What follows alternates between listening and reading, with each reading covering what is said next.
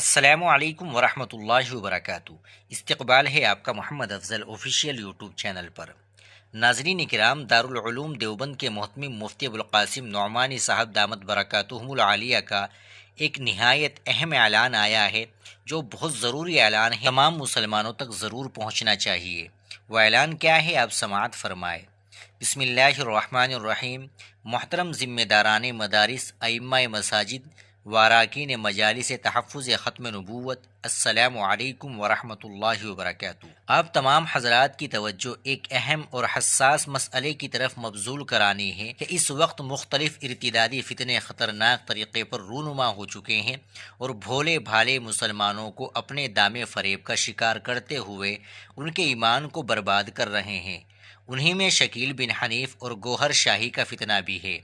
باوثوق ذرائع سے یہ اطلاعات مل رہی ہے کہ اس وقت ملک کے مختلف علاقوں میں گوہر شاہی اور شکیلی فتنے کے پیروکار بڑی تندہی کے ساتھ اپنا جال پھیلاتے نظر آ رہے ہیں۔ یہاں تک کہ بعض دیندار گھرانے تک ان فتنوں کا شکار ہوتے جا رہے ہیں۔ ہم سب جانتے ہیں کہ عقیدہ و ایمان سب سے مقدم اور سب سے اہم سرمایہ ہے۔ اعمال کا درجہ اس کے بعد کا ہے۔ ایمان ہی محفوظ نہ رہا تو پھر سارے اعمال برباد اور ناقابل قبول ہو جاتے ہیں۔ لہٰذا آپ تمام حضرات سے گزارش ہے کہ رمضان المبارک کے موقع پر اپنی اپنی مساجد و دینی مجالس میں اسی طرح جمعے کے بیانات اور تفسیر و مسائل کے مواقع اور اعتکاف کے موقع پر فضائل و مسائل کے ساتھ دین کے بنیادی عقائد، توحید، رسالت و ختم و نبوت، آخرت، اسی طرح علامات قیامت میں ظہور مہدی، نزول مسیح اور خروج دجال سے متعلق ضروری باتیں پوری وضاحت کے ساتھ بیان فرمائے، تاکہ لوگ ان عقائد صحیحہ سے واقف ہو کر اپنے آپ کو اس طرح کے فتنوں سے محفوظ رکھ سکے۔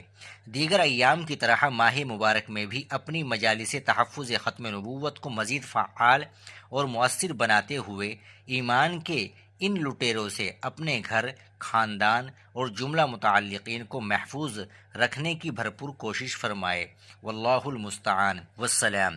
ابوالقاسم نعمانی غفر لہ، 26 شعبان 1447 ہجری، 15 فروری سن 2026 عیسوی۔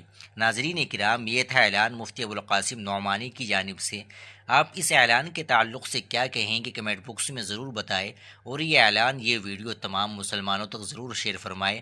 ملتے ہیں انشاءاللہ اگلی ویڈیو کے ساتھ۔ السلام علیکم ورحمۃ اللہ وبرکاتہ۔